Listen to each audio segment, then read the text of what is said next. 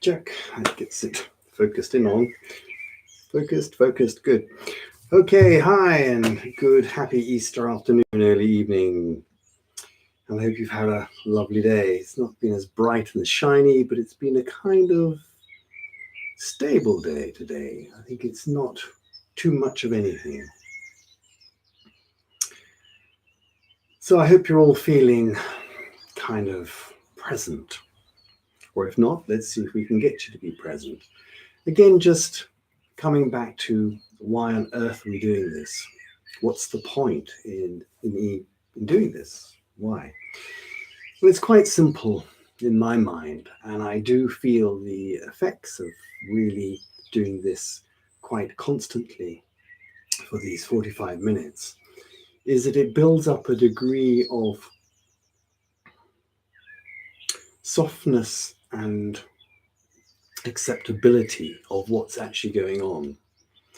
Stress and worry and anxiety are filling our lives at the moment, without a shadow of a doubt. There's a lot of stuff going on. And as you're suffering this, it's really an important thing to remember that those are often only thoughts. For in reality, often you are actually quite all right.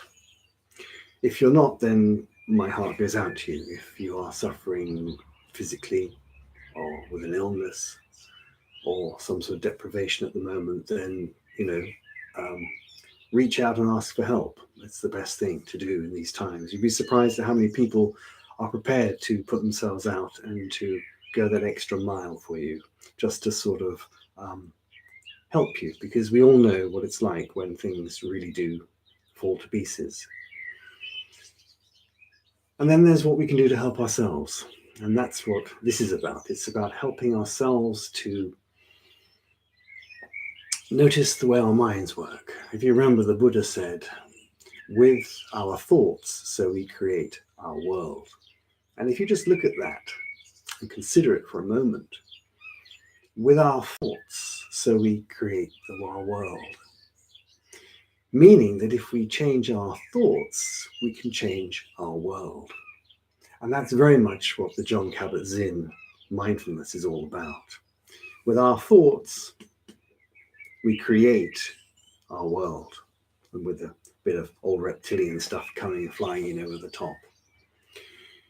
It's not as simplistic as I make it out to be. Of course it's not. I try and make it simple so we can understand it and we can work with it and we can get a sort of a handle on what is happening. If you wake up in the middle of the night in a panic, if you have anxiety in your stomach when you wake, if you feel sick in your tummy when you think of what might happen, or what might happen to some of your loved ones if they actually got the virus, or what will happen when it all stops and how are we going to get back to normal or some form of normality, we can almost get into a paralyzed state of shock, which is the amygdala working back here.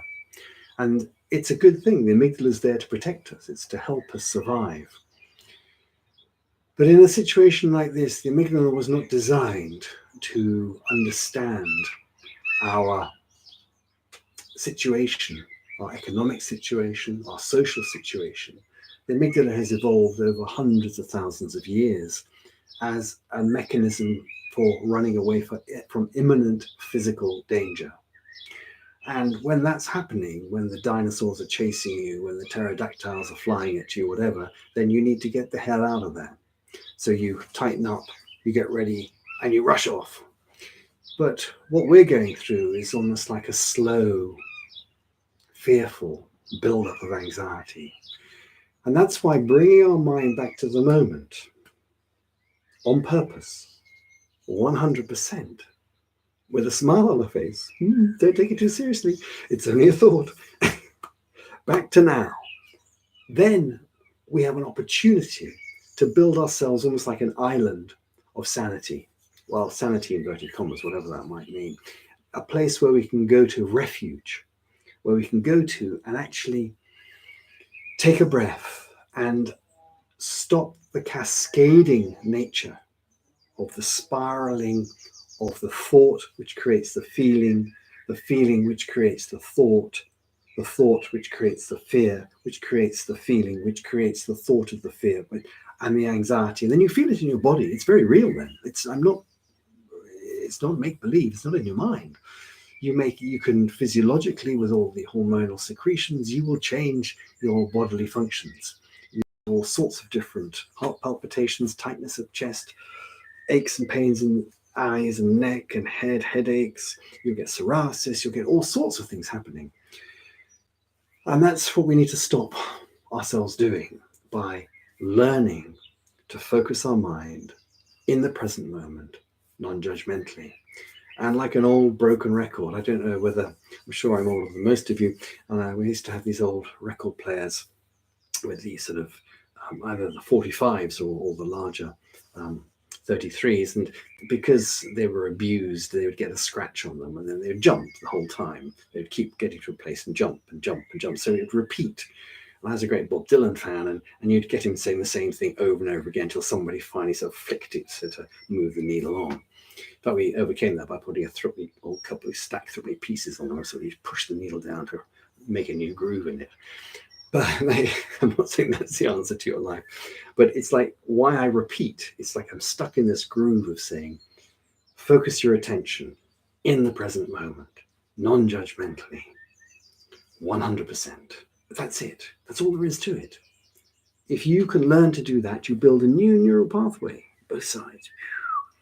And that's a way of coming back. And the more you practice it, the quicker you can get to it. Remember the three-step breathing, Something happens, take a breath, then respond. It's that sort of going back, taking a breath.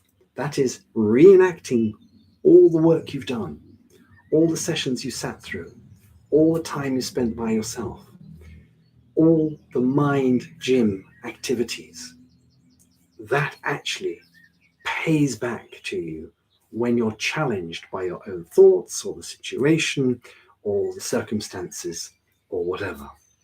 Because we can actually catch the incoming thought or the upcoming thought, and we can then go, oh, hold on, take a breath, enact my neural pathway of mindfulness.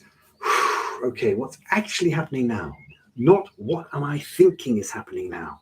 You see, we often project, we often guess, we often push forward, and often we're right, but often we're wrong. And actually, we need to know what is happening in this moment for real. And the best way of doing that is stopping, taking a breath, and allowing yourself to be present. And when we're present, then we can assess, we can respond, we can be with whatever's happening. The other side of it is that if you practice this and everything's going fine, we just build a neural pathway, which, as I say, it makes like a balm in your life. It sort of smooths out the sharp bits. And it really does. Things can go wrong, you can get upset, but you kind of like, okay, I'll manage this. It's not that you don't care. It's the fact that you can see the imminence of it, or the need to act or not act. And it's not really a conscious decision. It's more of an intuitive feeling. Yes, maybe it's not really intuitive, maybe it's just coming from the back of the mind, where the knowledge, where the wisdom is stored. And then we can work from there. Because don't forget, when you panic, when you get stressed, when you get anxious, when you get worried, the prefrontal cortex, that's the intellectual side of you, that's the executive decision maker, cannot draw upon the knowledge in the back of the brain, all the memories, all the ways through the situation.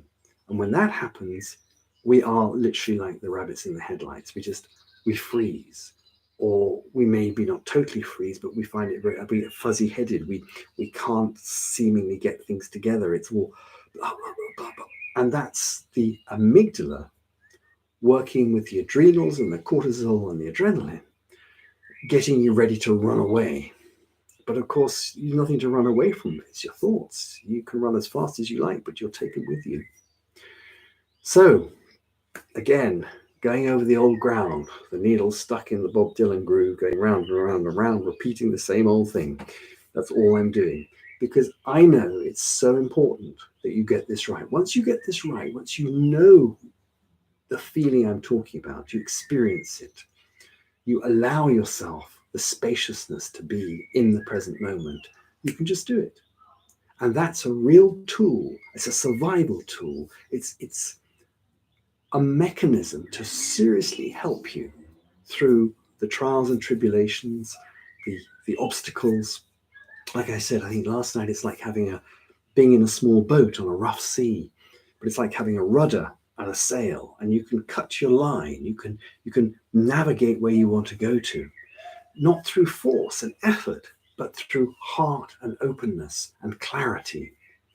And often then the outcome will be to your benefit and life enhancing for you. So there we go. Again, same old, same old.